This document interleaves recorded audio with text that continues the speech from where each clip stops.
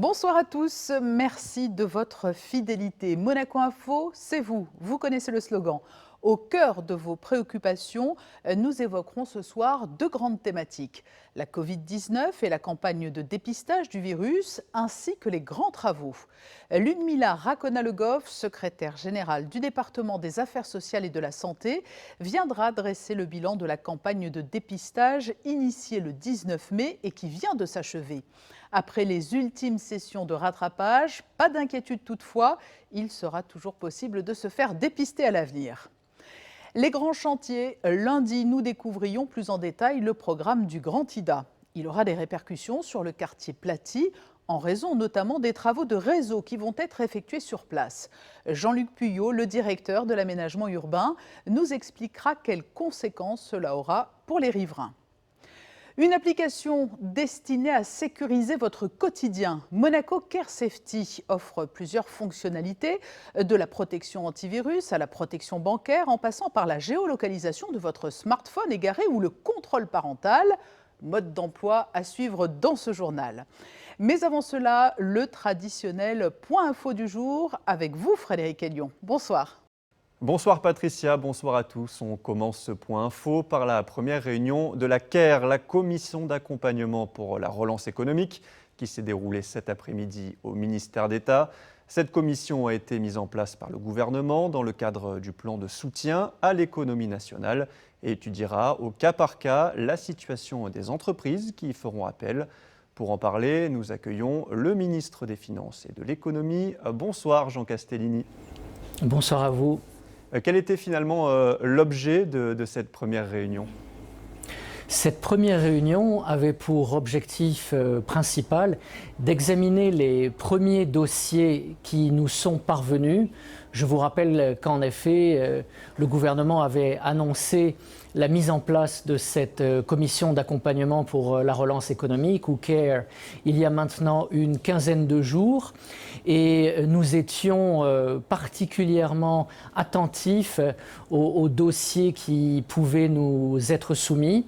Et si j'ose dire, eh bien, nous n'avons pas été déçus parce que l'objectif que nous recherchions, je pense, a déjà été en partie atteint cet après-midi. Alors, combien de dossiers est-ce que vous avez examinés finalement et quels critères vous prenez en compte ? Aujourd'hui, nous avons reçu les tout premiers dossiers, au total autour d'une douzaine. Je pense en effet que le nombre va croître dans les prochaines semaines. J'attire toutefois à nouveau l'attention des personnes désireuses de faire appel à la commission que les dossiers de candidature devraient idéalement nous parvenir avant le vendredi 31 juillet, donc un peu plus de 2 semaines encore pour nous soumettre ces dossiers avec un objectif principal recherché par le gouvernement, également par le membre du Conseil national qui participe à la CARE, M. Balthazar Sédou, le président de la Commission des finances et de l'économie nationale, c'est de venir en aide de manière ciblée à des sociétés dans certains secteurs peut-être plus particulièrement touchés par la crise, en prenant en considération la baisse de leur chiffre d'affaires, une baisse qui serait de l'ordre, voire supérieure à 50% sur la période de la crise, et qui nous amènerait à couvrir au moins 50% de leurs charges fixes à travers l'action de la Commission. Alors la Commission se réunira chaque semaine, c'est bien ça? Jusqu'à quand? Est-ce qu'on a déjà un ordre d'idée? Nous avons prévu un certain nombre de dates, au moins une fois par semaine et peut-être plus s'il le faut, jusqu'à la fin du mois de juillet ou au tout début du mois d'août. En effet, l'objectif est de permettre aux sociétés les plus durement touchées de passer le cap de l'été et d'être en mesure, bien sûr, de se relancer à l'automne. Et cela ne vous étonnera pas si je vous confirme que les premiers dossiers que nous avons traités cet après-midi émanaient principalement de structures des secteurs du tourisme, de la restauration ou de l'événementiel. Mais c'était là encore une fois notre souhait et notre objectif que ce soient ces structures-là, sans doute les plus affectées dans les mois qui viennent de se passer, qui soient traitées en priorité par la commission d'accompagnement pour la relance économique. Merci infiniment pour toutes ces précisions, Jean Castellini. Patricia, vous l'avez compris, les infos à retenir pour cette première réunion de la commission CARE, une douzaine de dossiers examinés et une réunion chaque semaine, réunion hebdomadaire, au moins jusqu'au mois d'août. Merci Frédéric et merci à Jean Castellini pour ces éclaircissements à l'issue de la première réunion de la commission CARE. Dans le domaine sportif et caritatif, l'annonce, Frédéric, pour septembre du 3e Waterbike Challenge. Oui, un défi caritatif lancé par la Fondation Princesse Charlène en 2017. Cette année-là, l'épreuve reliait Nice à Monaco et une 3e édition va avoir lieu en septembre et reliera cette fois-ci Calvi à Monaco, 180 km à parcourir par la mer en waterbike. 2 équipes de 4 athlètes se relayeront pendant près de 24 heures, les 12 et 13 septembre. La liste des participants devrait être dévoilée au cours de l'été, mais la princesse Charlène et son frère Gareth ont déjà attaqué l'entraînement en Corse. Économie, sport et culture dans ce point info avec la 4e édition des apprentis collectionneurs. Oui, un programme pédagogique initié en 2017 par le nouveau Musée national de Monaco qui a pour but de familiariser les adolescents à l'art contemporain ainsi qu'aux différentes missions d'un musée d'art. Pour cette 4e édition, le projet a associé les élèves de terminale en option d'art du lycée François d'Assise Nicolas Barré à ceux du lycée Albert Ier. Après une série d'échanges, de visites et ateliers, les apprentis collectionneurs ont proposé une dizaine d'œuvres à un jury. Et c'est celle de Marc Dayon, un petit cabinet de curiosités en bois de camphre qui a été sélectionnée. Elle rejoindra les collections du NMNM. Une très belle pièce, merci Frédéric. Un visage que l'on connaît bien sur Monaco Info, elle est en première ligne depuis le début de la crise sanitaire. Il s'agit de Ludmila Racona-Le Goff, secrétaire générale du département des affaires sociales et de la santé. Hier s'est achevée l'ultime session de rattrapage de la campagne de dépistage Covid-19, une campagne gratuite et basée sur le volontariat. Ludmila Racona-Le Goff, bonsoir. Bonsoir Patricia. Quel est le bilan en chiffres de cette campagne après les sessions dites de rattrapage ? Alors écoutez, pour ces 4 mardis de rattrapage, nous avons pu dépister presque 2100 personnes, 2069 exactement, qui se sont présentées sur les 4 semaines. Et qui donc s'ajoute un vrai succès. Donc globalement, sur toute la campagne de dépistage qui a commencé le 19 mai, ce sont près de 36 000 personnes qui ont pu bénéficier de ce dépistage, comme vous l'avez rappelé, volontaire et gratuit. Alors sur ces personnes qui se sont présentées pour le rattrapage, c'était des résidents, c'était des monégasques ou au contraire des salariés ? Très mélangé. Je dirais que nous avons eu vraiment toutes les populations, des monégasques, des résidents, des salariés, des enfants. Donc vraiment une population très mixte. Et c'était bien l'objectif d'ailleurs de cette campagne que de s'adresser à tous.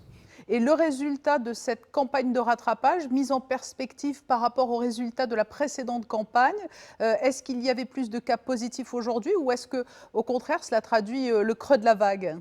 Les résultats sont tout à fait comparables, un petit peu inférieurs, je dirais, en termes de taux de positifs, parce que nous sommes à 1,8, qui sont très, très proches du taux de 2% que nous avons rencontré pendant la campagne plus massive. La fin de la session de rattrapage ne veut pas dire que le dépistage s'arrête à Monaco. À compter d'aujourd'hui, plusieurs praticiens médicaux vont prendre le relais. L'idée et la volonté du gouvernement princier, c'est de poursuivre ce dépistage parce que c'est véritablement important à la fois en termes de santé publique, donc de connaître le taux de personnes qui seraient positives, mais également pour continuer à rassurer les gens qui le souhaitent. Donc le gouvernement princier a décidé de passer la main aux professionnels de ville, donc à savoir les médecins, les infirmiers, mais aussi les pharmaciens d'officine qui, comme vous l'avez dit, peuvent, à compter d'aujourd'hui, proposer ce dépistage. Donc tous ont été formés au TROD, hein, c'est ce petit test rapide qui permet la recherche des anticorps. Oui, ils ont été formés, mais sur les 4 mardis qui viennent de se passer. Donc, ils sont venus à l'espace Léo Ferré et ont pu bénéficier, dans ce cas, d'une formation par les infirmières de la Croix-Rouge ou les infirmières libérales, si elles étaient sur le site. Et donc, ce sont notamment les pharmaciens qui ont pu être formés. Nous pouvons donc aller voir ces professionnels de la santé, mais il faut toutefois préciser que cela a un coût maintenant. Tout à fait. Autant la campagne de dépistage proposée par le gouvernement jusqu'à hier était gratuite, autant aujourd'hui, donc si une personne souhaite bénéficier d'un dépistage chez l'un des professionnels dont nous avons parlé, donc elle devra s'acquitter du coût du TROD, 10 €, et chez un infirmier ou un pharmacien, un maximum de 15 € pour l'acte en lui-même de dépistage, et chez un médecin, le coût d'une consultation traditionnelle.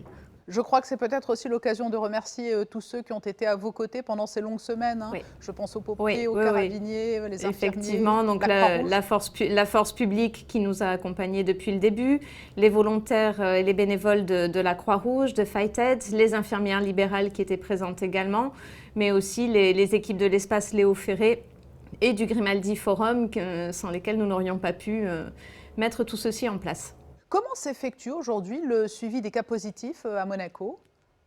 Alors c'est la direction de l'action sanitaire qui poursuit cette mission. Donc c'était déjà la DASA qui en était en charge, avec une cellule de suivi des tests qui était opérationnelle physiquement à l'auditorium Régnier 3. Donc depuis la fin de la campagne de masse, c'est la DASA qui a récupéré dans ses locaux cette mission, et donc qui poursuit ce travail de suivi des patients si jamais un TROD s'avérait positif, avec la procédure complémentaire de prise de sang et éventuellement de PCR. Plus généralement, si toutefois une nouvelle vague devait arriver, aujourd'hui, on est plus que prêt à réagir.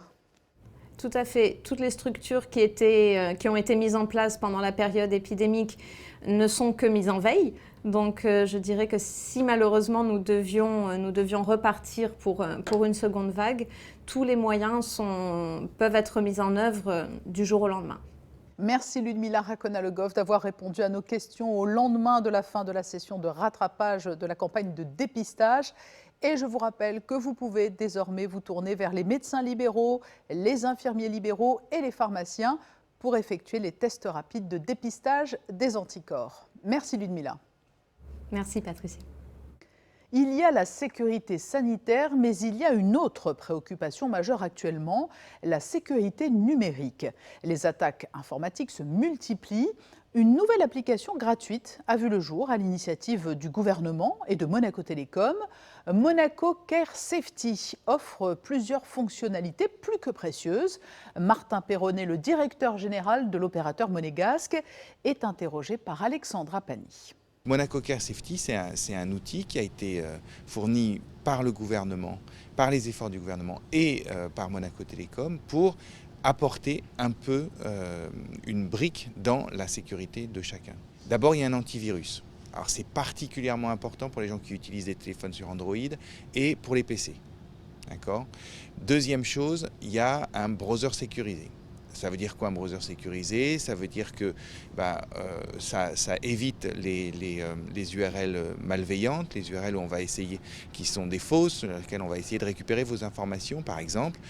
Ça évite qu'on vous trace d'une certaine façon. Troisième chose, c'est la possibilité de localiser son téléphone quand on l'a perdu, ce qui est quand même très, très utile. Quatrième chose, c'est un contrôle parental. Alors, ce n'est pas juste un contrôle parental qui va dire « oui, les enfants ne peuvent pas utiliser Internet de telle heure à telle heure ». Non, on peut bloquer aussi, on peut effectivement mettre des plages horaires particulières, on peut bloquer l'usage d'applications particulières, donc c'est relativement souple et ça fonctionne. Autre chose, c'est une navigation sécurisée pour l'usage bancaire. On sait que, évidemment, une attaque et un phishing dans l'utilisation de sa relation avec sa banque, c'est particulièrement ennuyeux. Et donc, cet aspect-là est particulièrement pris en charge dans Monaco Care Safety. Et l'on n'est jamais assez prudent. Après le calme du confinement, avec la reprise de la circulation, des chantiers, êtes-vous sensible au bruit ? Les nuisances sonores sont-elles supportables ou non, alors que des mesures anti-bruit sont mises en place autour des chantiers notamment? Vanessa Dessy est allée vous poser la question. Personnellement, ça ne me gêne pas. Après, je ne sais pas, peut-être les résidents qui habitent là à l'année sont dérangés par le bruit des travaux, par par le bruit, parce que c'est un quartier qui est quand même relativement vivant. Alors déjà, je trouve que le bruit à Monaco, avec toute la disposition de Monaco qui est en forme de théâtre, ça fait beaucoup d'écho. Et avec aussi, vu que c'est une population qui est très urbaine, on a beaucoup de problèmes de bruit. Et je trouve que c'est réellement important de réduire la pollution sonore pour pouvoir avoir des meilleures conditions de vie notamment. Et je pense qu'il y a toujours du bruit parce qu'il y a toujours des travaux, mais bon, il faut... on ne peut pas faire de travaux sans faire de bruit. Je suis artisan moi aussi, donc... Oui, et lundi, nous recevions l'administrateur des domaines, Rémi Roland, qui nous expliquait que la réduction des nuisances sonores aux abords des chantiers était l'une des priorités. Il nous présentait également les grandes lignes du projet Grand Ida, qui va donner un nouveau visage au quartier Platy. Ce chantier engendre des travaux indispensables sur les réseaux de ce secteur. Ils vont se poursuivre sur plusieurs mois et entraîner notamment des changements dans la circulation. Pour nous en parler, le directeur de l'aménagement urbain est avec nous. Bonsoir Jean-Luc Puyot. Bonsoir. Nous allons essayer de vulgariser ensemble la nature de ces travaux de réseau. Pour commencer, peut-être, de quoi parle-t-on lorsque l'on parle de travaux de réseau? De quel réseau s'agit-il? Il s'agit principalement des réseaux d'électricité, d'adduction d'eau, d'assainissement et de Monaco Télécom. Voilà pour le fond du dossier. Vous allez nous expliquer maintenant le phasage de ce chantier. Alors, il faut tout d'abord opérer une déconnexion. Effectivement, donc ce chantier va se dérouler en deux phases. Une première phase qui va consister donc à déconnecter et dévoyer les réseaux dans le cadre de l'opération IDA. Ça correspond à peu près à une dizaine de maisons. Une première phase avait été faite déjà donc, au niveau de l'avenue René 3. Pour bien comprendre, vous percez la route, comment opérez-vous? Alors, c'est toujours un petit travail délicat puisque les réseaux se trouvent essentiellement sur la chaussée, donc ça engendre bien évidemment quelques perturbations au niveau de la circulation. Mais là, cette première phase de travaux, comme je l'ai indiqué, consiste à déconnecter ces alimentations au niveau des maisons. Et puis, il y aura une deuxième phase, puisqu'on profite d'avoir une vision globale du quartier pour rénover et moderniser les réseaux. Donc, en fait, vous faites d'une pierre deux coups. Absolument, parce qu'il est quand même bon d'indiquer que nos réseaux sont anciens, donc ils datent à peu près pour la plupart des années 59-65 pour le réseau d'électricité et pour le gaz et pour l'électricité et pour l'eau aussi. Aujourd'hui, quel bénéfice va-t-on pouvoir tirer de cette modernisation? Le premier, effectivement, qu'en 1960, on n'avait pas les mêmes besoins, notamment au niveau des télécommunications. Donc on va continuer le travail qu'a fait Monaco Télécom, à équiper le quartier pour tout ce qui est fibre optique. Ça, c'est un premier point. Le deuxième point, au niveau de l'éclairage public aussi, on va moderniser et le réseau et les appareils. Et on pourrait aussi dire que, comme on a aussi une démarche environnementale, on a commencé il y a quelques années à séparer les réseaux hydrauliques. Dans le petit jargon, on dit les eaux usées, c'est-à-dire les eaux qui proviennent des maisons. Et puis, on va les séparer du réseau d'eau pluviale, ce qui nous permettra, comme vous avez pu le voir dans un reportage précédent, d'accueillir ces réseaux d'eau. Pour le bassin d'orage. Exactement, le bassin d'orage, de les filtrer et de les renvoyer à la mer. Alors la conséquence principale de ces travaux de réseau, c'est la modification du sens de circulation. La principale modification, c'est dans la partie, évidemment pour les riverains, il y aura une petite période d'adaptation, c'est clair pour des chantiers de cette ampleur. Il s'agira principalement au niveau de l'inversion du sens de circulation dans la partie haute de la rue Platy. Il faut préciser tout de même, Jean-Luc Puyot, qu'une assistance sera proposée aux habitants qui n'auront plus un accès aussi simple qu'auparavant à leur domicile. Oui, écoutez, on va se servir du même dispositif qui a bien marché en 2015 lors de la précédente rénovation de ces réseaux. On va mettre à disposition de tous les habitants du quartier un véhicule électrique qui permettra de mieux gérer leurs déplacements quand la rue sera fermée. Et à ce titre, dès ce matin, une campagne d'affichage a été mise en place dans toutes les boîtes aux lettres de la zone. Et pour le moment, on a reçu un accueil assez favorable, si on peut le dire, pour ce service. Merci Jean-Luc Puyot pour ces précisions qui étaient indispensables pour tous les riverains du chantier du Grand Ida. Bonsoir. Place au point info pratique. À un mois maintenant du meeting Herculis, les organisateurs ont dévoilé l'affiche officielle, Frédéric. Et oui, Patricia, une affiche sur laquelle on peut voir certaines têtes d'affiche du meeting, comme Mondo Duplantis, la nouvelle star de la perche mondiale, Joshua Cheptegei, qui avait battu le record du monde du 5 km sur route à Monaco, ou encore Yulimar Rojas, la double championne du monde en titre du triple saut. Je vous rappelle que vous pouvez réserver vos places sur le site monacodiamondleague.com. Ne tardez pas, puisqu'une limite de 5000 spectateurs a été fixée pour le meeting. Et puis, Frédéric, cette information, les résultats du brevet des collèges à Monaco ont été actualisés. Et effectivement, Patricia, après une vérification auprès des autorités académiques, le bilan du diplôme national du brevet a été actualisé. Les élèves de 3e de SEGPA du lycée technique et hôtelier de Monaco ont tous réussi l'examen avec mention. Sur les 8 élèves qui ont obtenu leur précieux sésame, 4 l'ont eu avec mention très bien, 3 avec bien et 1 avec assez bien. Le taux de réussite est donc de 100% cette année en principauté. Merci Frédéric, nous vous retrouverons avant la fin du journal pour le point météo. Et tout de suite, je sais que vous êtes nombreux à l'attendre, le best-of des réseaux sociaux, avec comme toujours des cascades involontaires, de l'amour, de l'amitié et des animaux adorables.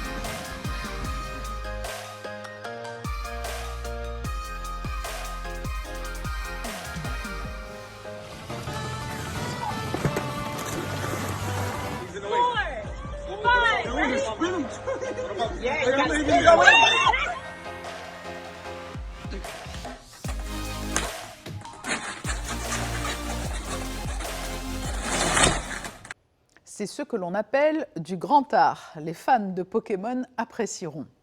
Frédéric Hélion est de retour pour les prévisions météo. Quel temps fera-t-il jeudi ?